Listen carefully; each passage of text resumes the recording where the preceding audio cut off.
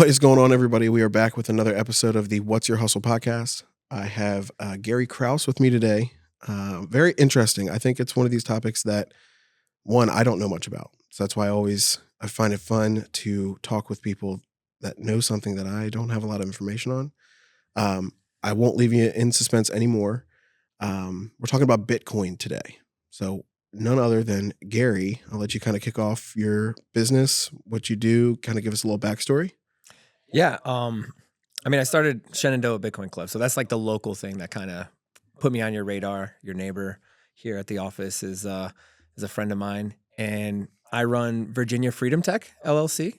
Okay. And it's a little side hustle that I started. You know, I've got a day job that I don't want to talk about today, but yeah, we don't worry about day jobs. The side hustle is Virginia Freedom Tech, and it's basically reselling electronics, right? So I'll build custom PCs, but the PCs are designed to be self-sovereign, right? So you're hosting your own software, you're hosting your own data, sort of thing. I also have radios, these things called Meshtastic, where they don't rely on any infrastructure. It's not like cellular or anything like that. You Bluetooth it, and it's a little radio, little chip with a battery, and these things talk to each other. And so, for example, down in Western North Carolina, I had some buddies take these down there, and so when all the cell services were out from the hurricane, these radios were able to talk to each other, and you're able to get messages out, right? And they even put them on helicopters, so as it's flying over, boop, boop, the radios connect, and they can talk to each other. Oh, interesting. So I sell those, right? I'm into radio stuff. I did that in the Navy. I've got a decade-plus career in the Navy before I got out and started in software.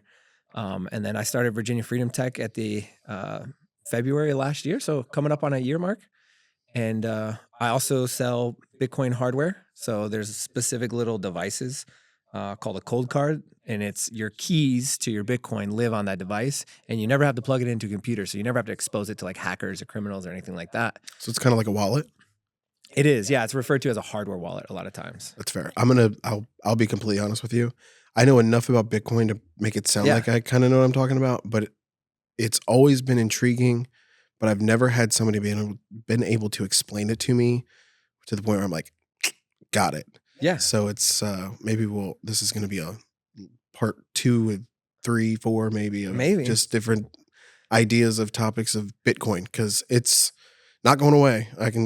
You can probably attest to that.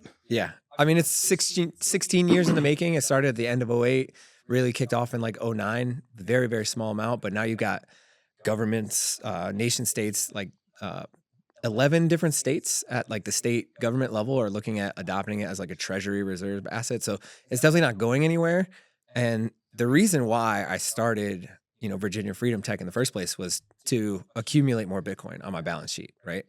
And I have this whole thesis that I'll try to lay out for you. Maybe we can dig into it. But if you look at the Bitcoin chart, you look day to day, it's going to be up and down, right?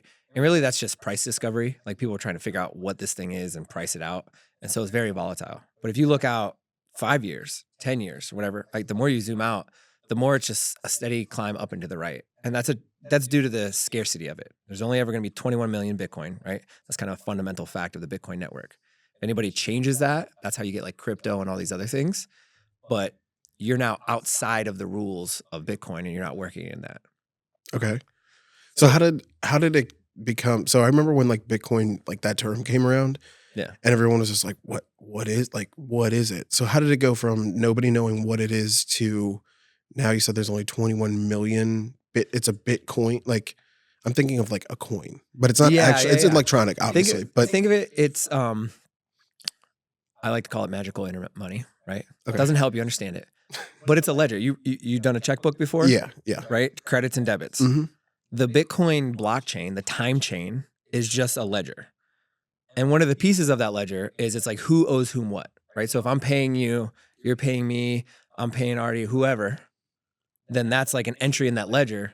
And then it goes into these things called blocks, and those blocks cannot change, right? So you look back to blocks from 2010, those will never change. Those transactions are immutable, is the term for it. Immutable meaning just can't be changed. Sure. And it has to do with the cryptography and the math, but if you just understand that it's a final thing, so it's cash final, right? If I hand you a $20 bill, you've got the $20. That's done deal, right? Unless I come try to claw it back from you. Yeah. Now, Bitcoin, if I send good luck. Right. No, just kidding. Just kidding. I wouldn't try. Yeah, that's I'm an fair. honest actor. Yeah, I mean, I feel like you could probably. I mean, you said you have a little bit of Navy background, and I feel like that probably wouldn't go well in my favor. But anyway, I don't know if you know this, but I like to throw in little smart comments. Like the one that popped in my head that kind of made me smirk a little bit is, by no means am I making fun of Bitcoin. No, But please do. I always in my head I always want to say, what is one Bitcoin to a Stanley nickel? I don't know if you watch The Office that often. Oh, okay. So it's like they talk about like a shroot buck, and Yeah. then Stanley, he's this older smart aleck of a guy, and he's like, Yeah. well, what's a shroot buck to a Stanley nickel? And that cracks me up all the time. But in my head, I'm like, I don't know Bitcoin enough to like know it well enough to talk on it. But it's like that I don't know. That's just my smart aleck. Well, here's the thing, right? And this, we'll get some philosophical in here, right? One Bitcoin is one Bitcoin. Okay. Now, when you're looking at valuing something in something else, right? One Bitcoin today is roughly, $95,000 to $100,000. That seems like unattainable for a lot of people, but each Bitcoin can be divided into 100 million pieces, right? So you have like Okay. 8 decimal places to the right of the Bitcoin amount. Okay, that makes Right, so- sense. So it's the value of one Bitcoin is a lot, but you can break it down. I mean, you can really kind of thin it out. Right. Okay. And the value comes from like the properties of it, right? So you can't inflate it. There's no inflation. Okay. That's a 21 million cap, right? If you have 1% of all the Bitcoin and you have 1% of all the dollars, tomorrow you will no longer have 1% of the dollars. You'll have less than 1%, right? Because they're just going to print more. Yeah, sure. Everybody kind of understands that now. Yeah, it's very frustrating, but yes. You have 1% of the Bitcoin tomorrow and through eternity. Even if you die and forget your keys, that Bitcoin stays there. Like nobody can move it without your keys. So like if you had it on, because again, so if you had it on a computer that like you stored it on the computer and the computer was exploded or burned or Yeah. it would just disappear with it. If you didn't, so here's the thing: it's data. You can back up data. You can actually write it down. Okay. You can write down 12 words, and that's like a backup. It's like almost like a password, like your secret password for like a backing it up. passkey. Like a passkey, yeah. Okay. And that's what those devices I was talking about, right? That cold card keeps it safe. But even that cold card, I've got 12 words that is a backup of that. So even if that cold card, my dog eats it or something, that's fine. I just go get another one. Interesting. That's so interesting. Right. It's like, man, that is. So you can access it anywhere. Yes. Just as long as you have. I can memorize 12 words, and I can go from here to Tokyo, and nobody knows I have those 12 words. It could hold $1 worth of Bitcoin in those 12 words, or I could have 1,200 Bitcoin, right? But it's like nobody knows. And even if you're, say you're in Afghanistan, there's a well-documented story of like women in Afghanistan after the Taliban took back over became like, in their society, it's like they become property again. They're not allowed to own things. There were some exceptions. This woman started a software company and paid her employees in Bitcoin. The women that held onto that Bitcoin and were able to memorize those 12 words that fled Afghanistan took their wealth with them. So you don't have to physically take it with you. All you have to do is have the 12 or whatever the amount of words. Right. And those 12 words, right? If I get your 12 words, though, I can get your Bitcoin. So it's like you have to hold them like a key. Exactly. It's essentially what it is. You're only the lock is only as strong as the holder of the key. Exactly. I think that's how the saying goes. I've heard that. I think I botched it, but you knew what I was saying. Same, but different. Exactly the same. But a lot of people will attribute to like gold, right? Because gold sort of like retains its value over time. Yeah, and there's only so much gold on Earth. Like you can't make more of it. You can't, Now we can find more of it, right? They're talking about like mining gold on asteroids and everything like that. So like, as gold price goes up, you're more incentivized to go out and dig in the ground, go to space and mine this other thing. Yeah. So like that's one difference between like Bitcoin and gold. The other is you got $100 million worth of gold. What are you doing with it? See, it's going to be interesting. So I have somebody in my family that we have this conversation a lot. Yeah. Because they invest into gold, silver, all this stuff. And I'm like, that's my question is like, what if something crazy were to happen? I don't think people, like, in my opinion, let me backtrack a little bit. What would you do with it if something were to happen? Now you have to trade like something for it, when you're in survival mode, and that's where my mind goes. But I also know like it does hold its value, it holds its value, and even when more and more, like at some point it's going to get to the point where we're not going to have much of it, or there's going to be so much out there like that you can't get more of it.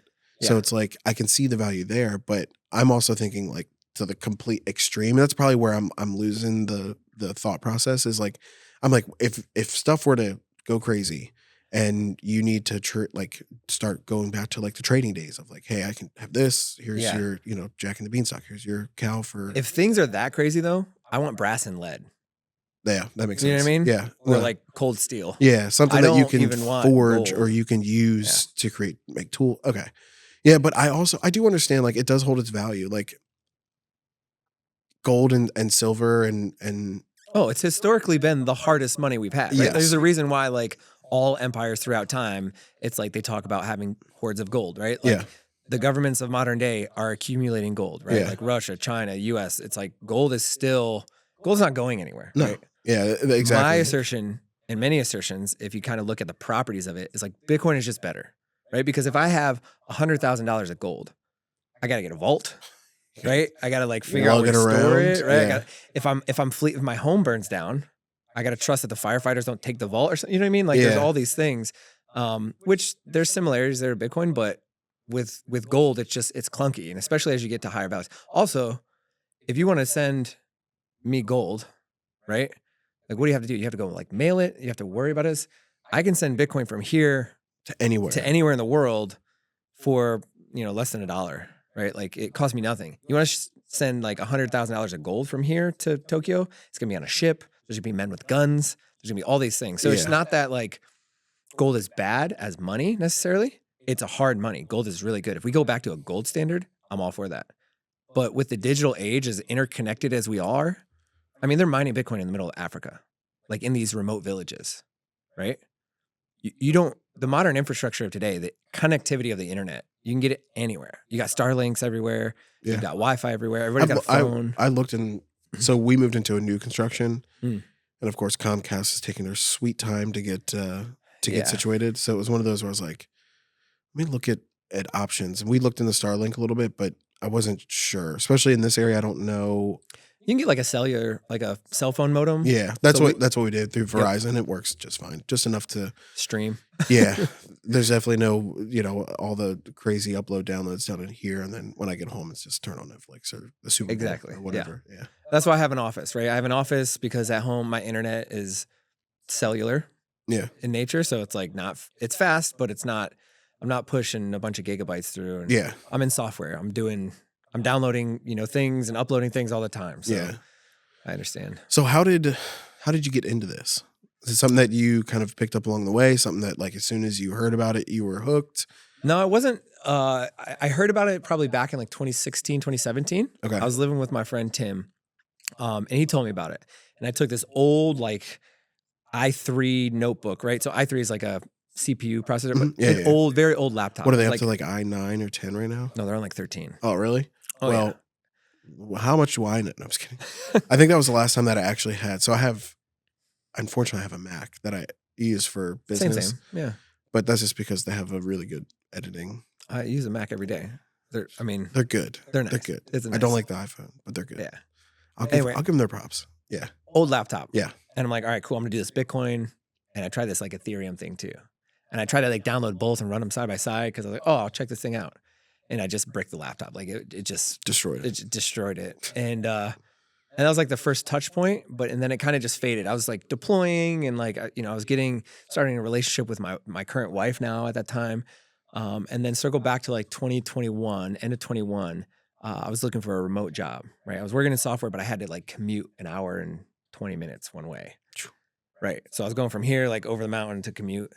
And so I was trying to get a remote job. And my same friend, Tim, he's like, oh, dude, like you gotta go look into like this Bitcoin and this crypto stuff. So like I looked into it and I was like, all right, I'll buy a little bit. Like I'm a developer, like I'll do some fun things. And I tried to do stuff with like the Ethereum, and it like cost me like $30 to send 300 of it myself. And then I didn't have enough to do anything, and everything was very opaque. And then conversely, I went over to like the Bitcoin side, and in a day I had a node running, and it was like downloading the blockchain and validating everything, right? So like these nodes download the whole blockchain, they validate every single transaction, every entry in that ledger is what your node's doing. So when you run your node, you like have your own like Bitcoin bank almost, where it's like it validates all the transactions. It talks to all the other nodes to get transactions. If you send a transaction out, right, it's like syncing everything together. Okay. So it's all these computers talking to each other. Anyway, I got that up and running in a day, and I was like, oh, this is sweet. And it cost me nothing to do. Yeah. Right. So I'm like, oh, okay, I got like a wife and kids. I can't spend money on all this other stuff that wasn't even working. So let me start looking down this Bitcoin thing. And then it got into, have you ever heard of Austrian economics? I think so. It's just, But for the people that have not. yeah. So Austrian economics, so modern economics, this like modern monetary theory and stuff is all this idea of like Keynesian economics. And it's like the people you hear say like debt doesn't matter, right? Okay. As a family man, you understand that like you can't run your credit card bill up forever. Yeah. Eventually they're going to come knocking. Right. Yeah. So Austrian is sort of like the opposite. There's a lot that goes into like economic theory around hard money, right? Like why money, like what makes a good money, right? Like if you're in jail, what makes good money? Cigarettes, right? It's available. Everybody's got it. It's easy to trade. Yeah. Right? If you're in the middle of the desert, you want diamonds or you want water, right? Kind of goes back to the whole gold thing. Exactly. Yeah. So the Austrians are like huge proponents on hard money standards and everything like that. So I'd had this background as well. So my second touch point, I'm getting into this, I started reading, there's this book called The Bitcoin Standard. It's written by an economist. And if you're into reading economic textbooks, right, go read The Bitcoin Standard. It's a little dense. Hey, I have a long list that I'm trying to work through on those. Yeah. So I will add it to the list. I can't promise I'll get to it anytime soon, but you know. There's a better one. So The Bitcoin Standard by Safety Amus, it's an economics one. There's a better one called Broken Money by Lynn Alden. And she just is way more eloquent in her outline of like the logic and just like tying things together on like why, one, our current system is broken, and then two, like how Bitcoin addresses all the broken issues sort of thing. So with the Austrian background, like, cause I'm a nerd and I study economic stuff for fun. And then now I was getting into software. I was like a software engineer after the Navy. And now Bitcoin is like a combination. It's engineered money, right? You can go download the code, you can read it. And if you really wanted to, right, if you had the time or the desire, you could understand how the code works. You know what I mean? Now, apply that to like the financial system. You get a 4-year degree in finance and you go to Wall Street and you still have no idea what's going on, right? And you go get your master's and you still have no idea what's going on. It's this like giant elaborate like thing. And then opposite of that, you have this like simple protocol, right? Like the internet. You could probably figure out how the internet works. Yeah. Right? You know what an IP address is, right? There are Bitcoin addresses, right? It's all a predefined way of like things, how they work, because it's engineered money, right? It's either a Bitcoin transaction is valid or it's not. Okay. It's like, it's called Boolean logic. It's like true or false, right? Yeah. Is this valid? Yes or no? And if it is valid, okay, it's allowed in the network.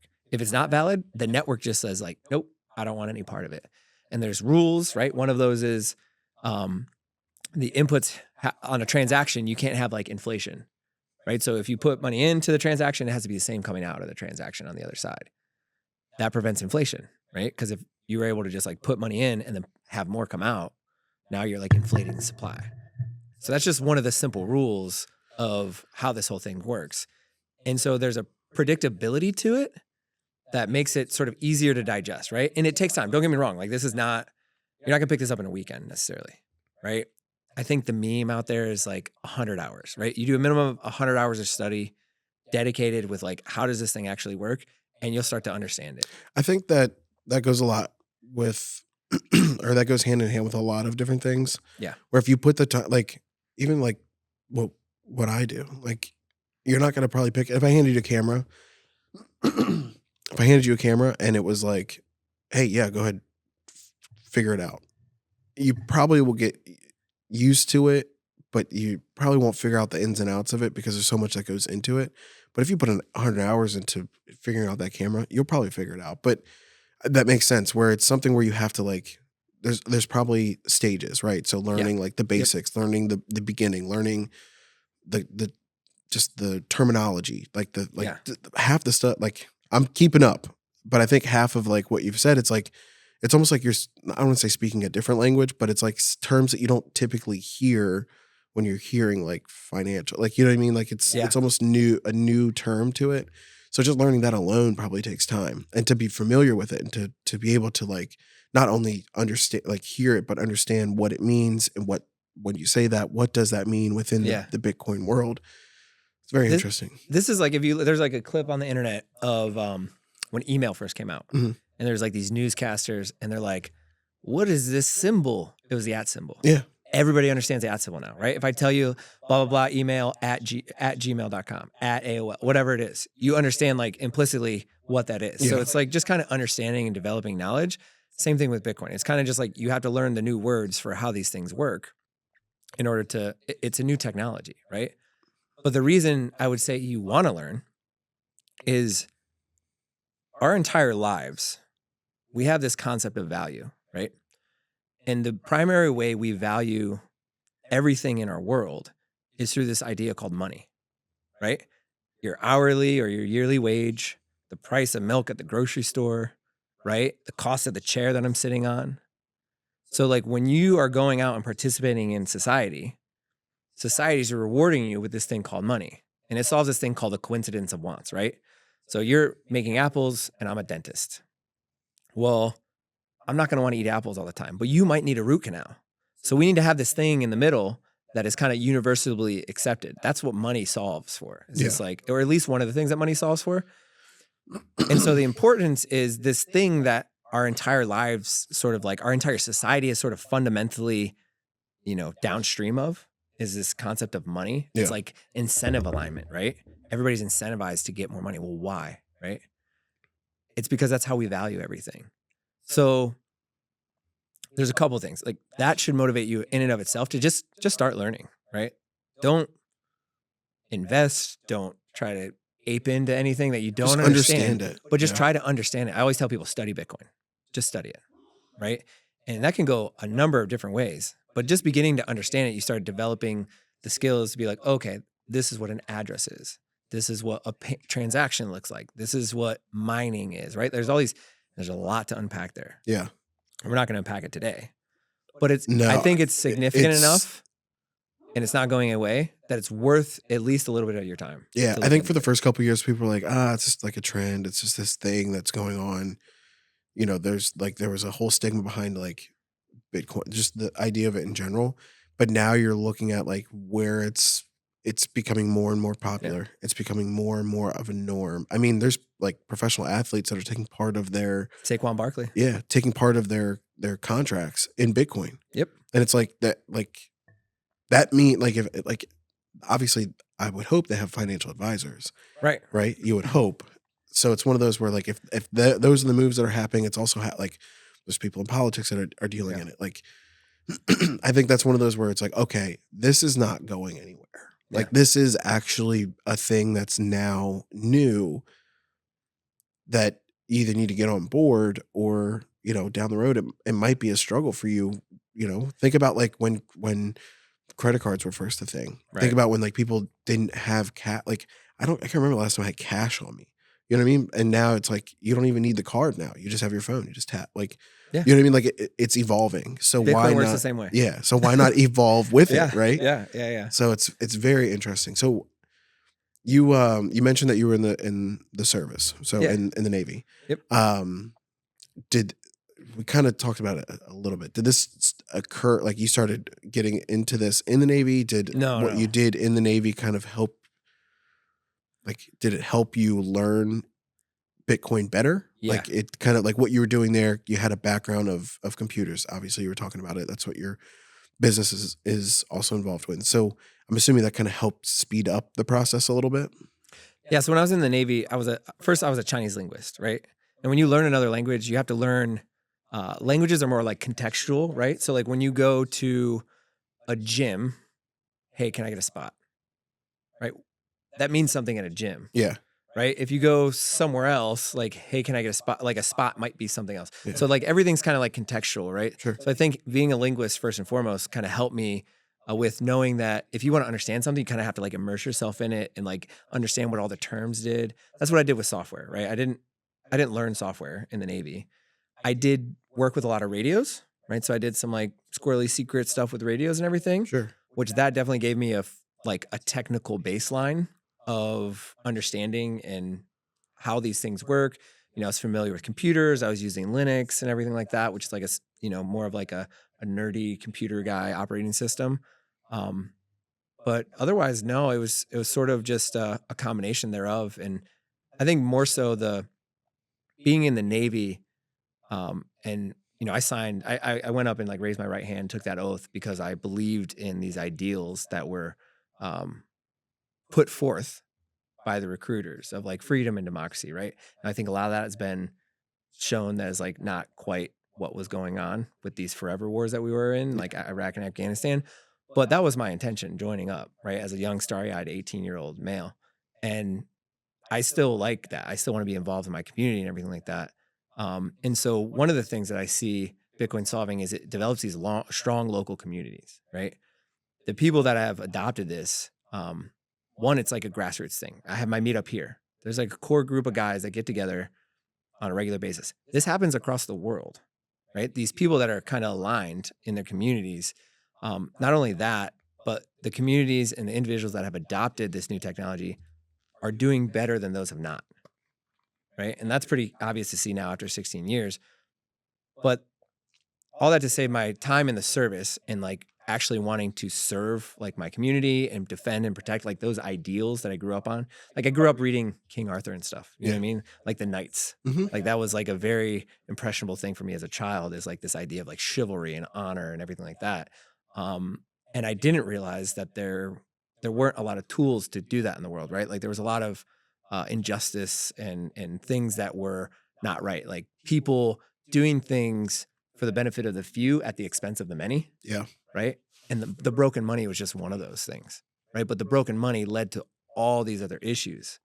And so now I see Bitcoin as an opportunity to have a tool to sort of realign all these incentives and suck the power away from the few and sort of make it an equal playing field for everybody. And not so much equal outcome, right? Because that's never going to be true. Yeah. But yes, equal opportunity. Everybody with a connection to the internet has the opportunity to participate in this thing called Bitcoin. Yeah. Whether you live in the inner city, whether you live out in the middle of podunk nowhere, whether you're in Egypt, whether you're in Antarctica, Venezuela, wherever you are, you have the opportunity to do that because of the internet and because this is an open and permissionless thing. So to me, like that ideal of having that opportunity to everybody is awesome. And then I can also use this, my kids are going to private school, and that's in no small part because of Bitcoin, right? And they're going to continue to go to private school, probably because of Bitcoin. Yeah. So it's like I can do that, but also, I'm going to be able to donate to my church this year. Not a significant amount, but not an insignificant amount either, Sure. right? Yeah, something And all where these- you feel like it's what you can do, right? And that's the biggest thing is I think being able to have I don't want to say luxury, I don't know if that's the right term, but That's a have luxury. the ability to be able to give back, right? There's some people that want to give back as much as they can. Yeah. And they might see it as like, well, I can't financially give somebody something, but I can donate my time. I can, right? So to be able to do that, like this, like that's A lot of important. people work for money that some other dude can print, right? Yeah. Like that's really the problem is like you're working so hard to make more to buy less. Yeah. Like year over that's what inflation does. Yeah. Is and the thing that people don't get with inflation is like, oh, well, it's 2%, 3%, whatever. That compounding interest thing that you were taught like as a kid about like savings and stuff like that works the same for inflation. 2% of $100 is, $2. 2% of $1,000 though, $20. 2% of $10,000, right? And so on and so forth. So like these percentages might remain the same, but the actual nominal value, the amount it goes up and up over time. Yeah. So we're all out here working as hard as we can. I come from a blue collar family. My mom owned a bus company growing up, and my stepdad was a auto mechanic, right? And then my dad was a used car salesman. They worked their butts off, all of them. Yeah. Some saved, some didn't. But this idea that we're working for something that other people just like go in the computer and just, oh, well, and this is getting all blown up. Like all of the USAID stuff that's coming out now, whether you you like what's going on or not, the fact of the matter is like all this money was kind of created out of nowhere Yeah. using debt, using the government and all this other stuff to prop up these institutions that may or may not have existed otherwise, right? And then productive people that are actually working hard to do something real and meaningful in the world. Not to say that everything that was like propped up wasn't doing anything meaningful. It's very hard. Like, I think we're in a weird time where I don't think people know. Yeah. And like you said, whether you like it or not, like, I want to know that my money is going to something that benefits me or at least other people, right? Like, there's got to be somebody that like benefits from the taxpayer dollar, right, from the money we're putting back into the system, right? Instead of it going to Slush funds. yeah.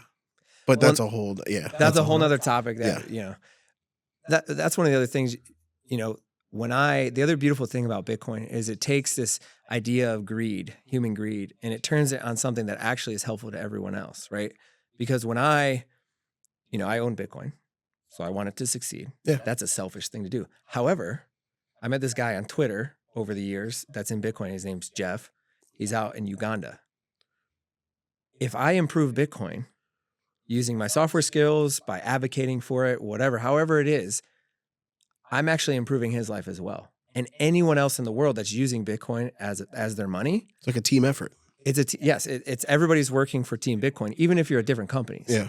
Right. And I'm not sure of any other place in the world that's sort of like a line, right? There's usually they say Bitcoin is for enemies, right? Because it doesn't matter who you are. If you're using it like, and you're benefiting the network, the broader network and the ecosystem. Yeah. That's like the rising tide lifts all boats sort of thing.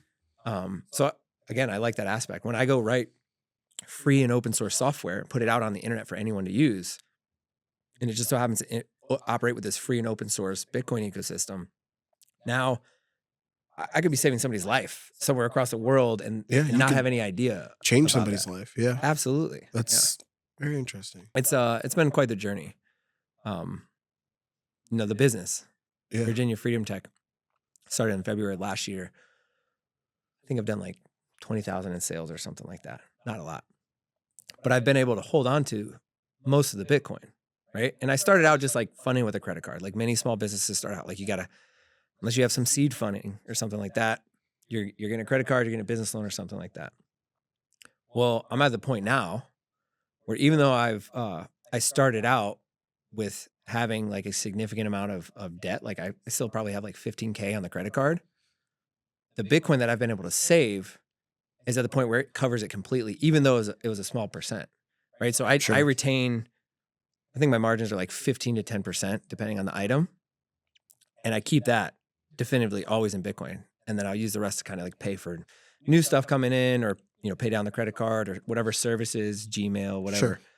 But even that small percentage that I've been able to put away in a year has done wonders for my financial aspects, like from the business perspective. Yeah. And if I look at that forecasted out like over 5 years, and I think it's a common thing, like 5 to 7 years is sort of like this like sweet spot for small businesses. My business can survive that long, then maybe I found something. And as long as I can just save a small percentage over time, that small percentage becomes a bigger percentage over time, and it enables me to do more and more as a business. Yeah. So I see that as exciting. No, and I'm not worried about my bank account being shut down because they can't shut down my bank account. Interesting. Right? That's like it's a different perspective because like you think about like the banking system, it's like it's secure, right? Mm-hmm. But then unless they don't like you.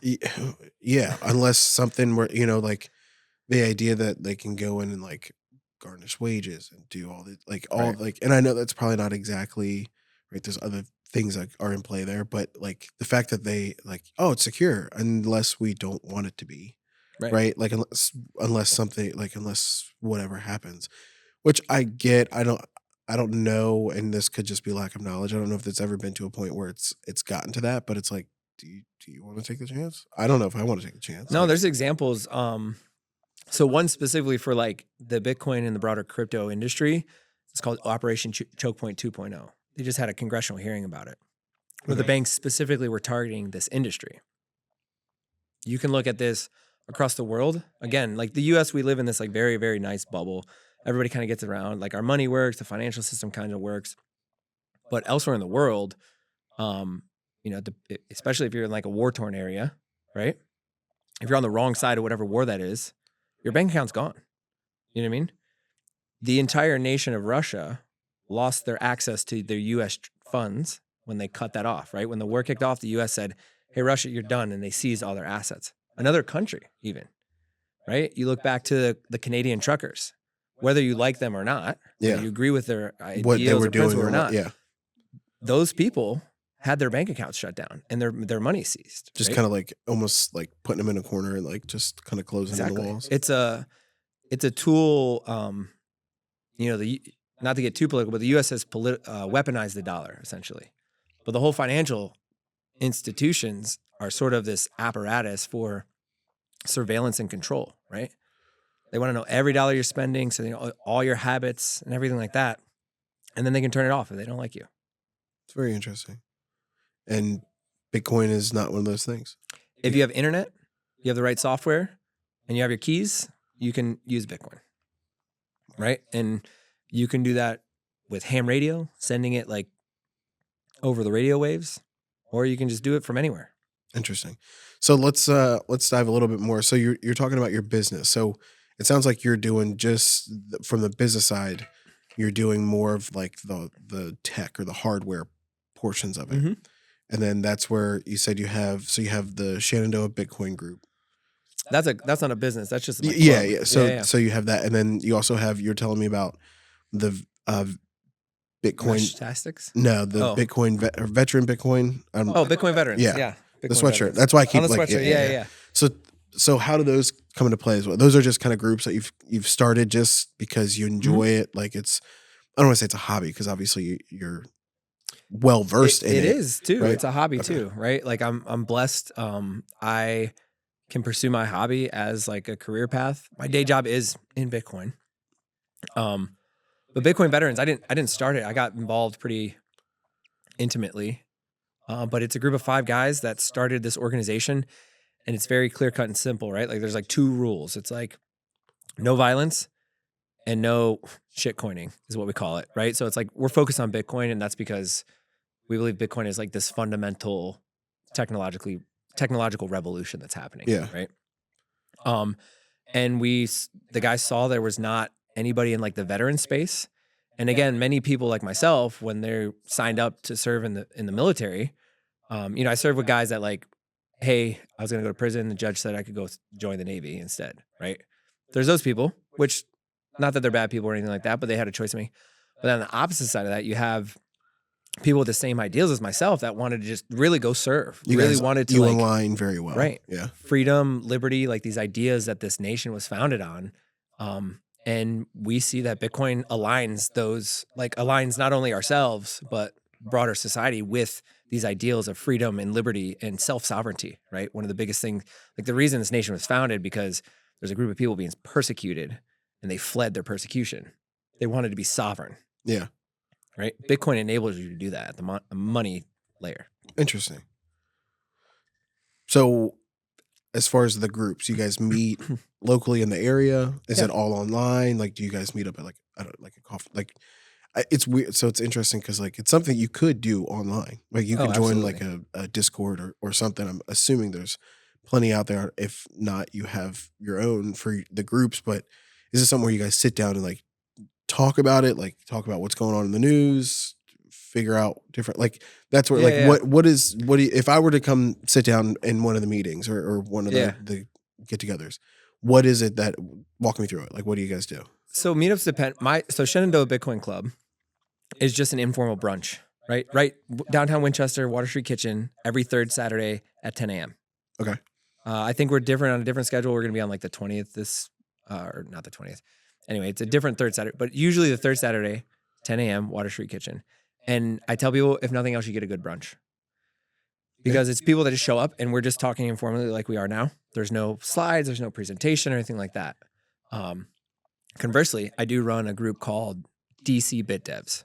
That is like a technical focused meetup, happens in Tyson's Corner, and is more of like, let's dig into how this code works, how these new protocol changes works and everything like that. And that again is pretty local, right? People are coming from pretty far away, a couple hours away and stuff like that. But then the Bitcoin Veterans Group started out just as like a Twitter chat group back when it was called Twitter. Yeah. And now we have our own group chats on Signal messaging app. We have a Discord too. And that is largely online, but you know, the Bitcoin conference 2024 was in July in Nashville of last year. We had a room there. So it was like we all got together and all these dudes we've been chatting with and messaging, like you get to meet them. The internet comes alive. You know what I mean? But it's, you know, we have like regional chats, right? So there's like a Northeast, a Southeast, a West. There's like an OG chat, like the core guys that really started it out. And that's all online, but it's all across like the US. We got a guy in Australia. I just met up with a guy that's like, he was in Switzerland and I think they have like compulsory service for a year or something like that, but he's a vet, right? And so now he's living in the States and he's in the chats. So we have these like regional group chats. And really it's just the topic of Bitcoin, but then also like providing support to each other. Right? Yeah, that's good. Veterans, one of the biggest things that veterans miss when they get out is like this camaraderie, like being together on a common cause sort of thing. And so the goal of this was like, hey, we think this Bitcoin thing is good. It's going to go somewhere. So we want to get the veterans together and be like, hey, this is the new mission, right? Like one of the things is like, get on the mission. It says it right there, get on the mission. Nice. And so like, that's the deal is like, hey, there's a better money. There's a better technology. And you as a veteran, you know, have skills to offer your local community. One of the things a lot of veterans do or active duty do, it's like they go out and like volunteer and stuff like that. So it's like trying to channel that, right? A lot of veterans get out and like start their own businesses and everything. So we have all these other topical chats, right? So there's the regional chats that are veterans only. And then we have these chats that are topical. So it's like, you want to learn about Bitcoin mining. You want to learn about radio. You want to learn about pilot. Like you're trying to get your pilot's license. We have a chat just for that topic. And that's not a veteran exclusive chat, right? You could pop into any of these other chats. You want to learn about self-custody, right? That little device I was telling you about, the cold card. Yeah. If you want to learn about that, we have a chat. It's open to whoever, but it's veteran led, right? The guys, the admins in that chat, people that are all the veterans. Sure. You know, we'll bring in experts and stuff like that. There's also a daily show. So on Twitter Spaces or X Spaces, 10 a.m. There's a Bitcoin veteran show. It's a lot of like current events and like news of the day sort of thing. Sure. But it's a Bitcoin focus. They'll have guests. There's also a podcast like this where that's live streamed, I think Tuesdays at 9 p.m. They'll do that. And that's a longer form thing. But other than that, the whole crux of it is, you know, we're veterans, we're Bitcoiners, and there's not really like a rule as to like what it is. Like if you're a new guy to the group and you got some idea for whatever, go do it. Like we'll support you. We might not do it with you because we don't have time. Yeah. But like the guy that runs our Twitter Spaces, his name's Coleman. He's just like, hey, we should really do this thing. We're like, yeah, sweet. Like, what do you need from us? And he just took it and ran with it. He didn't, no permission. And that's kind of the whole idea of Bitcoin. He's like, you don't need anybody's permission to go do things. You could just go do things. A lot of people don't, like we get this, we grow up in schools with all the desks in a row. Yeah. And you have to sit there and you have to I have to go to the bathroom. You have to raise your hand. Can I please go do this thing? Oh, I know we're not studying math, but I really want to like draw or I want to write a poem instead. You have to get permission to like go do something. And so now we have like a whole society that's like waiting for permission to go do stuff.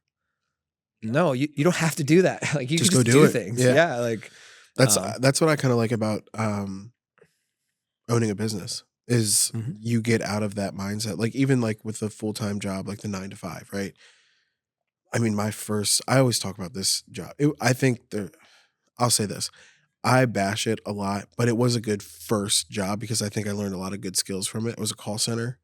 So I learned like how to talk to people, like how to communicate. Like I would take people that were very angry and try to get them, you know, not to scream at me anymore. Okay. It was a challenge every call. No. I would love to hear a story about that. Yeah. Well, there's a couple that yeah. Okay, so the one that jumps into my mind is I was on the phone with this guy. So it was a cabinet company. I won't drop names or anything like that. It was a cabinet company, and I was talking to this guy on the phone, and it was one of those where he was having an issue with all the cabinet doors in his kitchen. Okay. And so with the cabinet. All of them? Every single one of them, because it was a certain type of door. Hopefully they Okay. don't sell it anymore. This was years ago. You're good. Yeah. Right. Yeah. So it was one of those where it starts like peeling. It's like a plastic, but it like it looks Oh. nicer, but over time, depending on if wear and tear, whatever, they start Right. popping and start getting bubbles, and you can see it. And it's very frustrating because you spend a lot of money on this stuff for it to not look good. Yeah. It's very so. He's on the phone with me, and we're talking. I mean, we're on the phone for maybe a good 40 minutes because I said, essentially, I need to know every cabinet door you have. He's like, well, what do you like? How do you have a ID number on them? I was like, no, go grab a measuring tape, buddy, because me and you are going to be so. Wow. By the specs, I had a spec book going over everything. Yeah. He was like, all right, the door's by 18 by 20, blah, blah, blah, whatever. I'm like, okay, that's for this cabinet. Like, and there's multiple doors. I can go to multiple cabinets. As long as I know the size, you can figure it out. Right. So we're talking and talking and talking. He's going through everything. And he was like, yeah, he had over like maybe 20 cabinets that he had to go through. Some of them were easy. Some of them were difficult. The bifold, the corner cabinet that has the two doors. Those are always like the lazy Susan inside or whatever. Yeah. So we're like, I mean, joking, laughing, no problems. And he's like, dude, I understand. Like it is what it is. There's a warranty. I'm glad it's going to get covered. But there was a quick moment where he went from being relaxed and chill to like rushing me off the phone. And I was like, in my head, I was thinking, man, this guy either has to poop or like something's going like yeah. So like, he's like, and it got to the point where it was like 1 or 2 cabinets left. And he was like, all right, man, is there any way I can give you a call back? And I was like, look, can we just knock out these last 2? I can get this ordered, have the door sent to you, no problem. He's like, no, I really got to get off the phone. And like, as he's saying this, I can hear the panic in his voice. I'm like, what is going on with this dude? So he finally, like, I can hear in the background this door, like the front door open, the door chimed, the whole thing. Yeah. And he's like, all right, I got to get off the phone now. And I'm like, okay, he doesn't, like, I'm putting the pieces together. Whoever just walked in the door, he doesn't want to be on the phone. Yeah. So in the background, I hear, who are you on the phone with?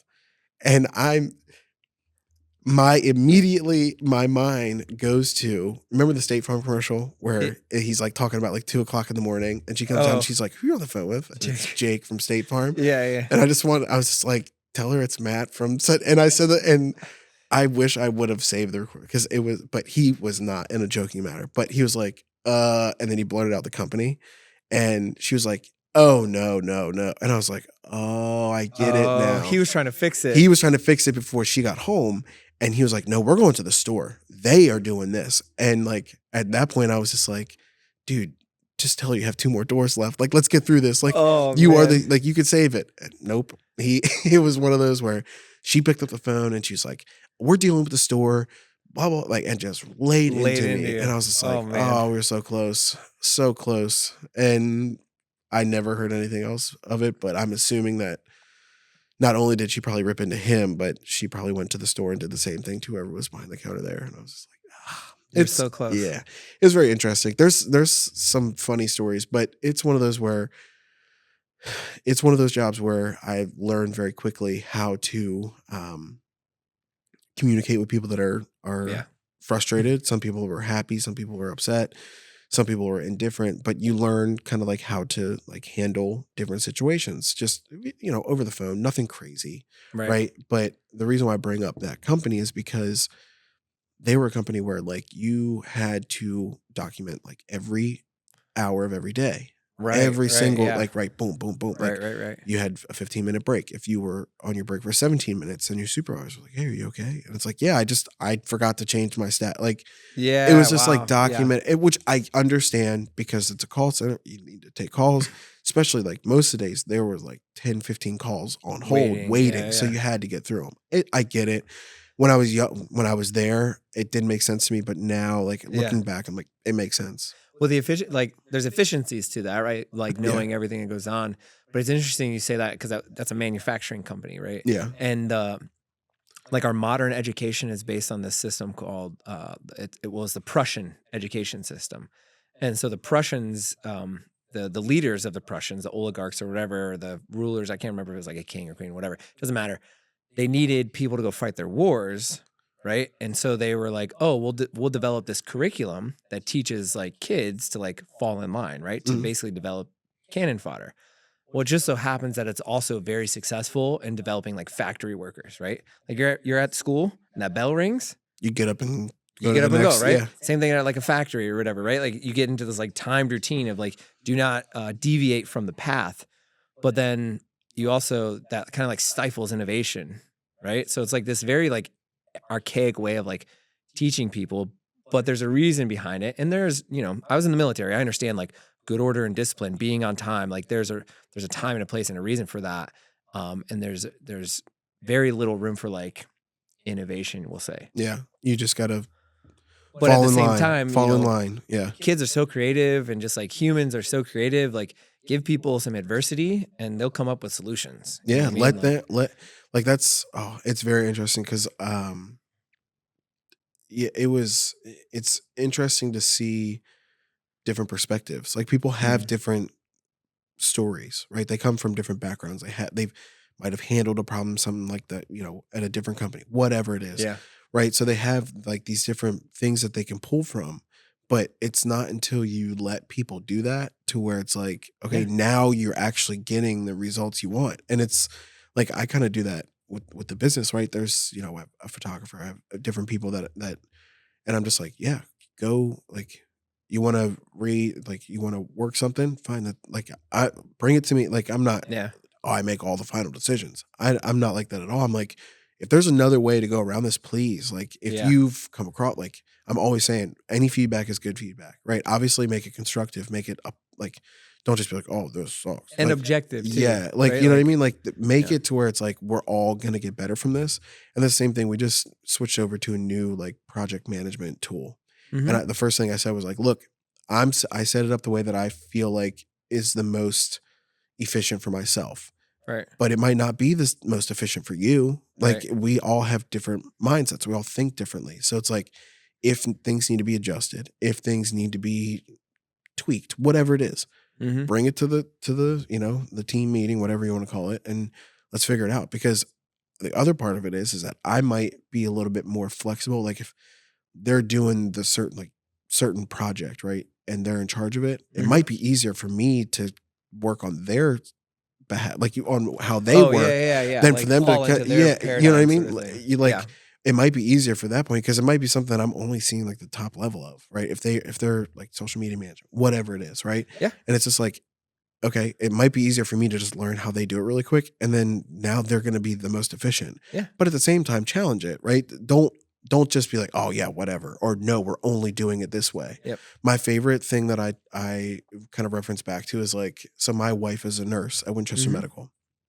So we, talk about doctors and different things, like obviously nothing crazy because one, I am not, if anybody knows me, well that, and I can't even watch like Grey's Anatomy. Like she's watching, she's like, this is so cool. I'm just like dry heaving in the corner. Oh yeah. It's just not my thing. So it's one of those where like, I don't want to hear about all that. I just want to know if you had a good day, if you want to like, and so one of the things that we talk about is like, what is the most terrifying thing to hear in the medical world is that, oh, we've always done it this way. Oh, you know what I mean? Like that, like think about how the medical world is transformed. Like you break your arm, they're cutting it off. Right? Like that's where we came from. Now, like it's different now. Like, but think about if they always had the mindset of, we always just kind of chop it off once it's done. You know what I mean? Like, or like whatever it is. Think about if we still did that today, it would be so different. And you get this again, going back to this, like, don't step outside the box, right? Yeah. Now in the medical, you have all these administrators and levels of management now that they need to make sure and de-risk and don't do anything bad. Like don't innovate because it's not, you don't want to get sued and everything like that. Yeah. It's broken incentives all the way around. Like you gotta let people do what they know is good. And obviously the other side of that though is like, punishing things that are bad, and not punishing in the sense of like, I'm going to destroy you, but punishing in the sense of like, hey, if you screw up, you should be held accountable, sort of thing. Yeah. Right. And a lot of that is gone away because everybody doesn't want to be held accountable. Everybody kind of kick the can like, oh, well, it's this fault. Like, or you don't want to step on somebody's toe. You don't want to be mean or feel like you're going to hurt their feelings, which I think there's a time and place where like if something's going wrong or if something is not doing well, then I think you need to, like, the biggest thing also is like if one person keeps doing the same thing, like making the same mistake, but you generalize it to the whole group, and it's like, okay, that's great, except that one person, their mindset is, oh, I'm not making that mistake. That's not me. Right. But if I go to you and be like, hey, Gary, dude, you keep putting the wrong memory card in the camera. Yeah, Please yeah. stop. Now you're going to go, okay, this makes sense. I got to stop doing this action because I'm doing it wrong. But Right. if I just like, in whatever team meeting, I was just like, hey guys, just a reminder, you want to make sure you put the right memory card in the camera. Yeah. It doesn't trigger in your brain to think I'm doing this wrong. Because everybody, like, who goes through the world, goes through their day thinking that they're doing something wrong? Right. Obviously, there's a fine line there. They might be deliberately whatever, but we won't go that Yeah, far. yeah. But it's like, hold people accountable to their actions, not in a way of like, all right, that's it, you're out of here. No, but bring it on. Be like, hey, this is what happened. Let's work together to make it better. Like, Yeah, like let's, why? yes, Why did this happen? yes. Like, were you confused? Like, maybe What's you your thought mind? differently? Where's your mindset at? Like, Yeah. are you trying to do it a different way? Maybe that different way is better. But Mm. if you just kind of jump and do it and it doesn't turn out well, let's at least kind of do a little post job or post action That's breakdown. one of the leadership lessons I got during my time in the Navy was, criticize in private, praise in public. Yeah. Right. So like, if you're going to praise somebody for doing a good job, like put it out there that this is what's good. We want more of this sort of thing. But then if you're going to like penalize or like criticize somebody, like you don't do that in a broad audience forum. No. Because from your standpoint, it's like you can either put it out to the whole team, right? And then it kind of falls on deaf ears to a degree, or you can go to that person and try to understand like really what's going on. Like, why was this mistake made? And then take it a step further, the community that I came from it was expected of you to kind of self-reflect on like, what did you do wrong or what could you have done better? And you should bring that forward to the team. Yeah. As like, hey guys, I screwed up here, right? And this is why. And 9 times out of 10, the other dudes knew that you screwed up.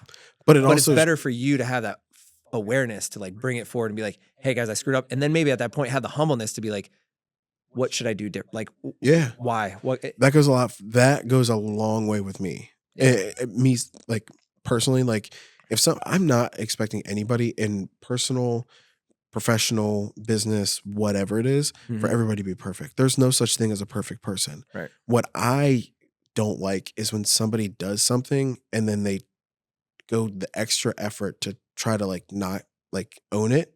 Yeah. That's where it's like, okay, you could have just been like, I messed up, my bad. Yeah. What can we do? Like, it could be as simple as like, I'm just not going to do it like that again next time. Or it could be like, how do I stop doing this? Like if it's a repeat, right? Repeat offense. I don't know if you want to call it. Maybe they need help. Yeah. Or maybe they just don't understand. Like, Yeah. That's the biggest thing is like, if you see there's so many different things, or people just having a bad day. That's the biggest thing is like, there's people just aren't locked in that, everyone has the good day, bad days, right? Everyone has the day that they're giving 100%. And let's be honest, everybody has the day that they're just kind of cashing in at like 50%, 60%, right? And that's perfectly fine. But one, be transparent with it, right? Go into whatever day it is and be like, look, I just don't have 100% today, and you probably don't have to word it that way, but like go into it and be like, I'm just not feeling it today, right? That could also like mean whoever you're working with or whatever team you're on, maybe they pick up the slack for that day, right? It's kind of like a flow of like, you got to get to the end goal, right? Of whatever you're doing, but maybe this to go around, you're not the lead, right? You're like, we talk about it all the time with like shooting gigs or weddings or whatever it is. You have a main shooter. That's the person that's like direct. They are the one that is in charge. Vision and everything. Yeah. Right. And then you have the second shooter where they just play support, right? They like, I think Artie and I work really well together. Cause one of the last weddings we shot together, I was like, Artie, you got it. You run lead. I'll support. I didn't step on toes. I wasn't trying to direct. I wasn't trying to do anything. I let him do his thing. When he needed a new lens, I had it for him. When he needed a new battery, I had it for him. And it was one of those where he was doing everything.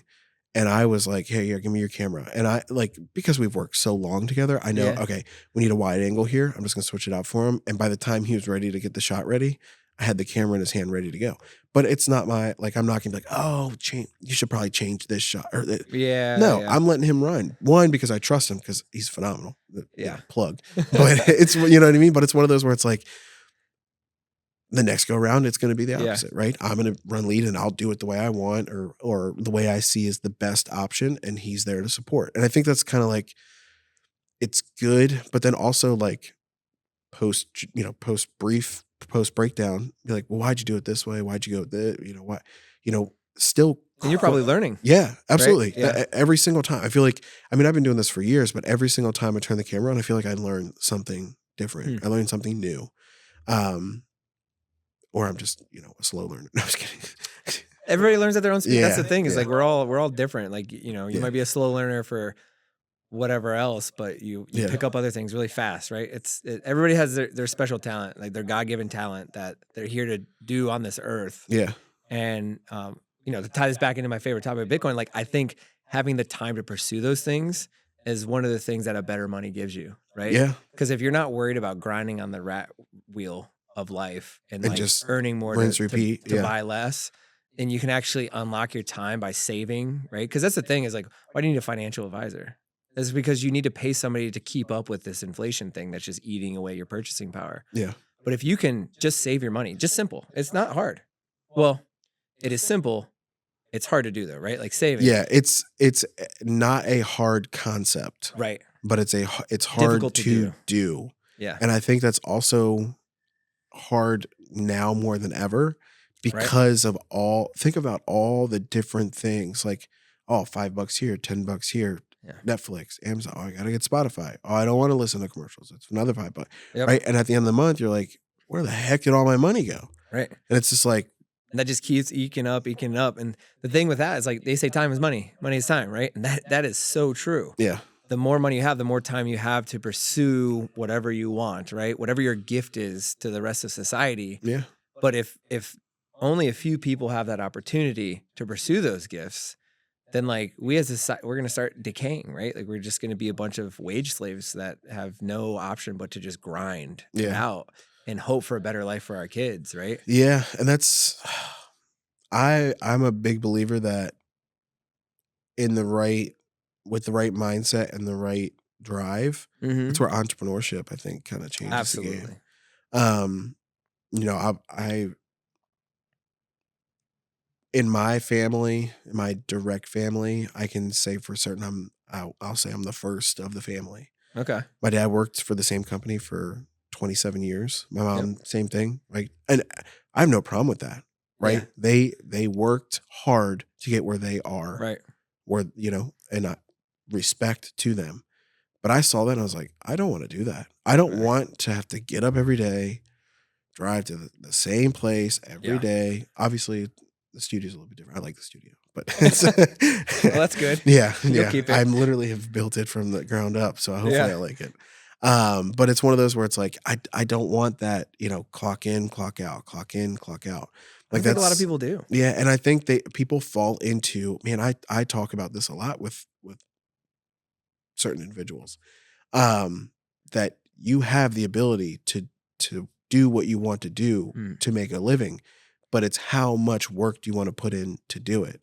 I don't want to sound like I'm sitting here trying to motivate people, this and that, which maybe that's what this podcast is for. I aspire to inspire people. Yeah. Right. Like, and it's not so much Bitcoin, it's these ideas of like individual liberty, self-sovereignty, radical self-ownership and responsibility, right? Like a lot of people, like we're talking about, don't want to take ownership of their actions or what, their station in life or anything like that.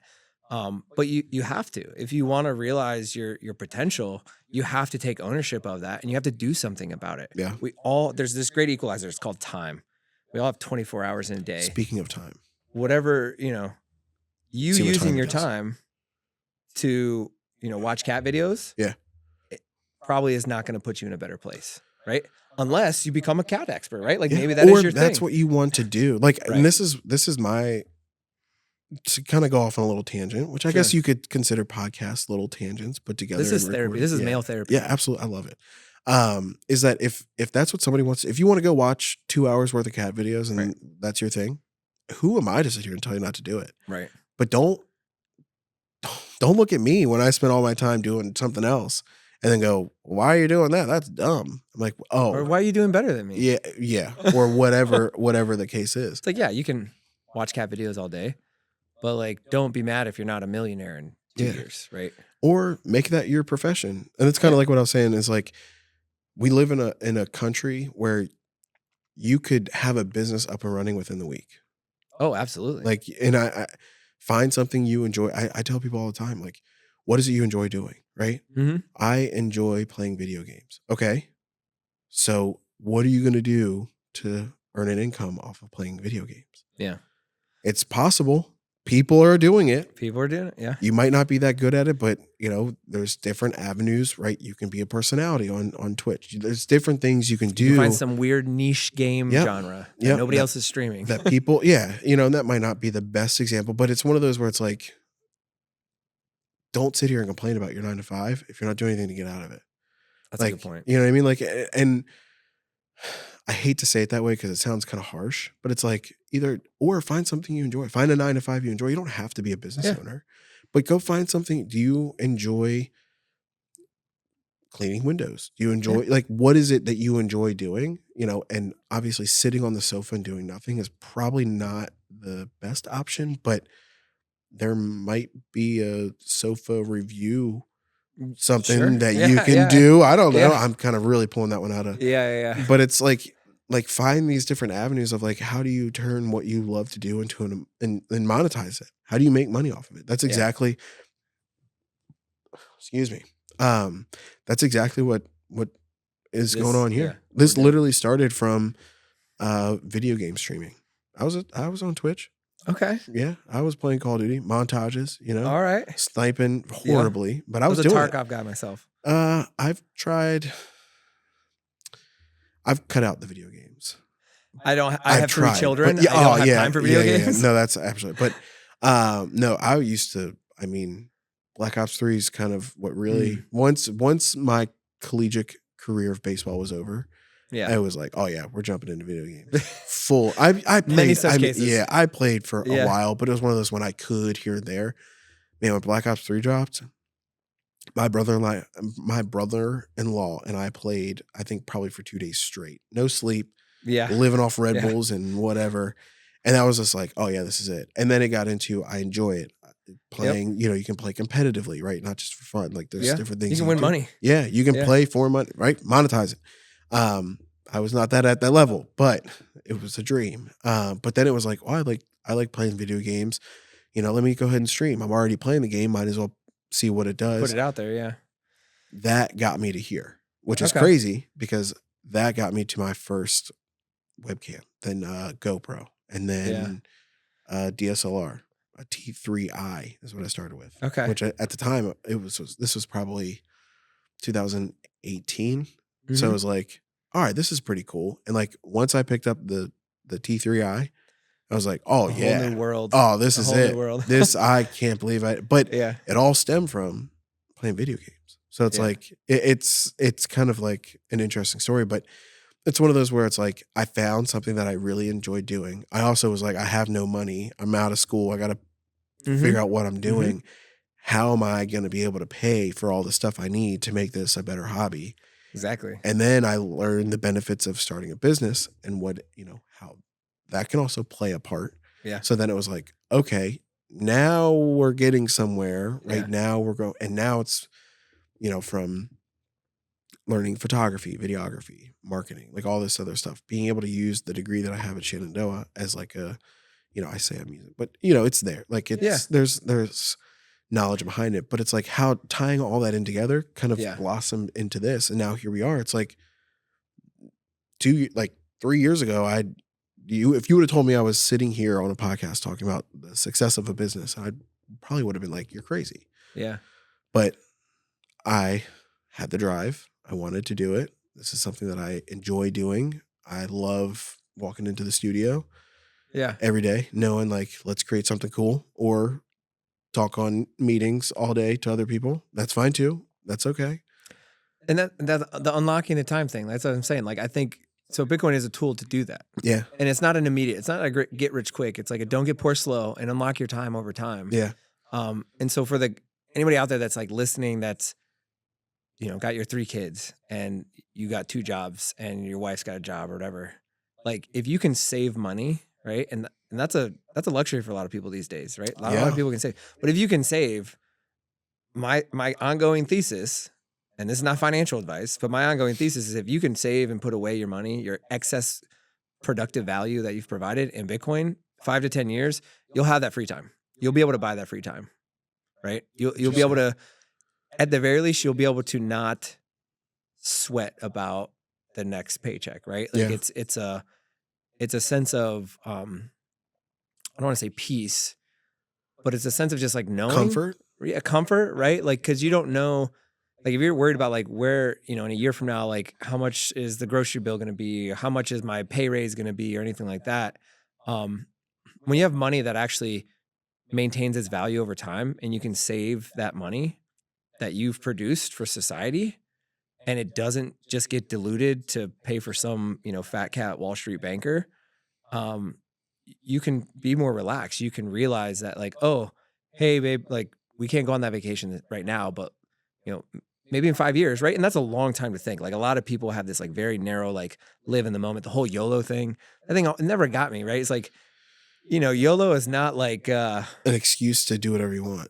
Exactly. Yeah. YOLO is like, be methodical, be conscientious about how you're living your life, strategic. Yeah. But we've been driven to this society that just like greatly discounts the future at the expense of, to have a good time now. Yeah. Right. And that's like the whole idea of credit is like, I'm going to spend now, I'll worry about it in the future. But except we're at the point now where it's like, all this credit we've got is like, even our kids are not paying this off. Yeah. Right. Like kids are not paying off the national debt. No. You could tax them at 90% for their entire lives. You won't pay it off. Yeah. It's that snowball that's rolling down the hill. That's now. So it's like, it flips this paradigm. Bitcoin helps flip this paradigm of worrying about the future, having uncertainty, right? And again, it's not easy. It takes 100 hours like anything else to understand it.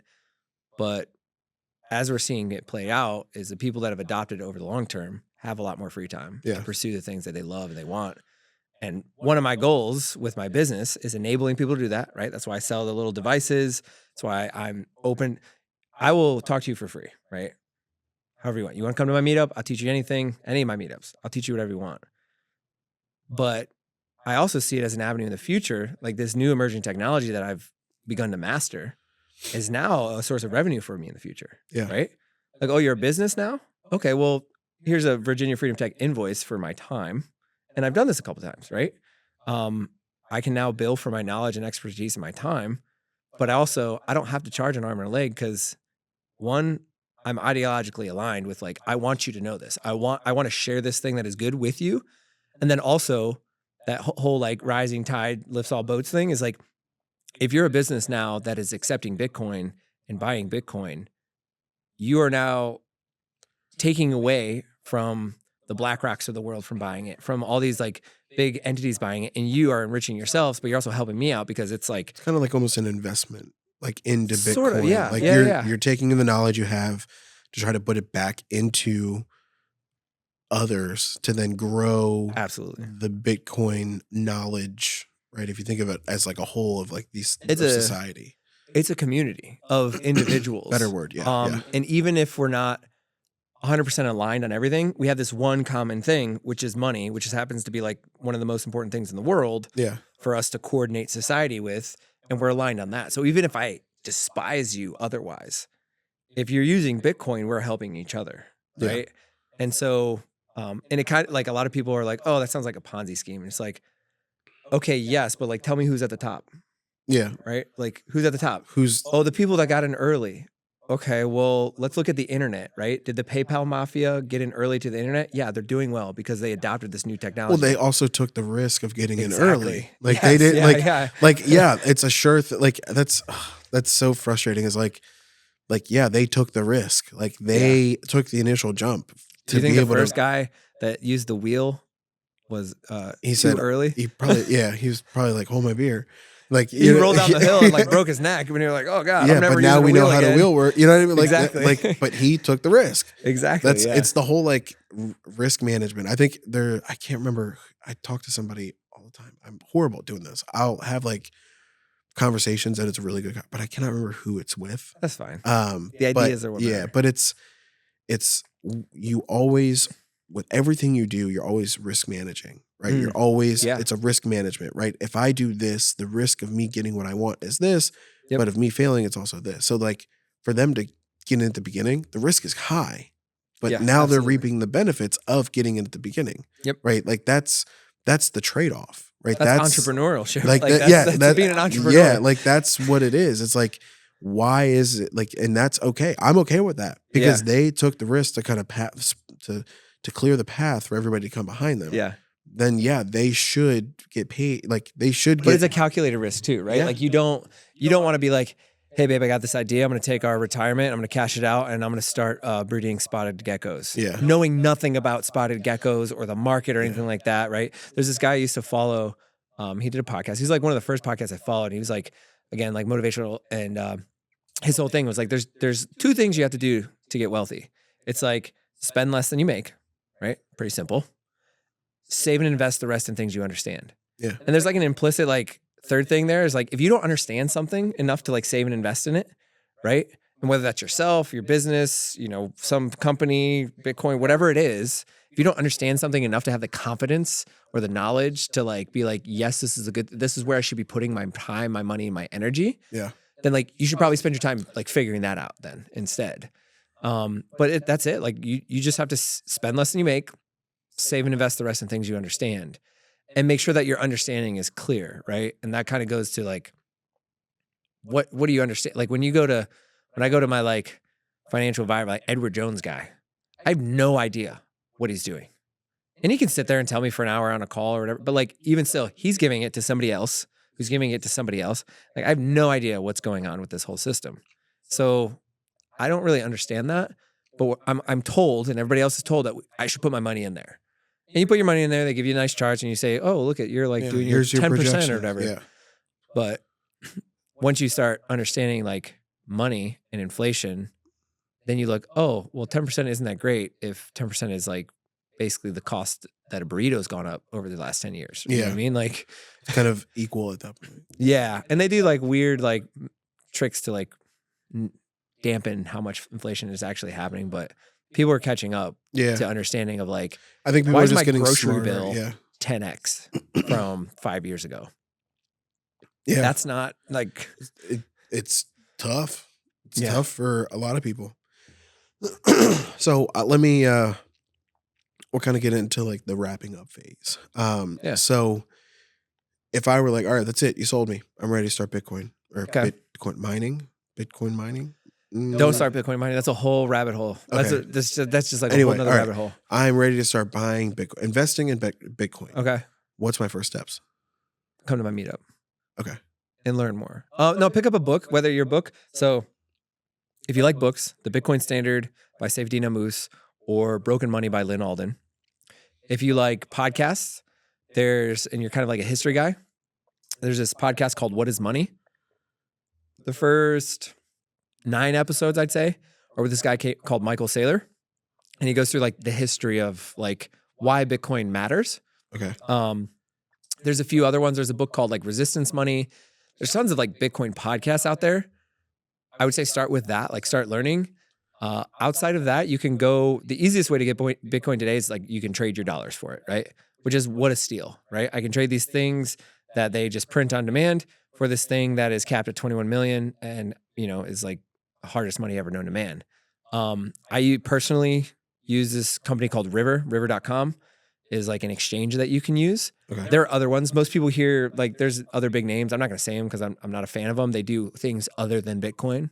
Interesting. That's one of the things is like I keep my focus on Bitcoin because understanding the difference between Bitcoin and crypto, I think is also another good step. Yeah. Like crypto is like marketing and VCs and like tokens and like memes.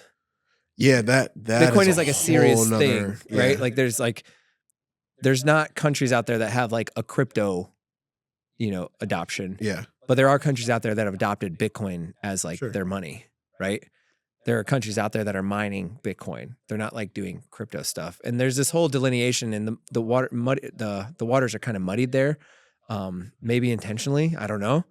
But that would be my recommendation is like check out some books, check out some podcasts. Shenandoah.bitcoin.club is the website if you're in the local area and you want to come check it out. If nothing else, like I said, you get a nice brunch from Water Street Kitchen. That's not the worst thing in the world. It's not, no. I just had lunch there. It was delicious. Yeah.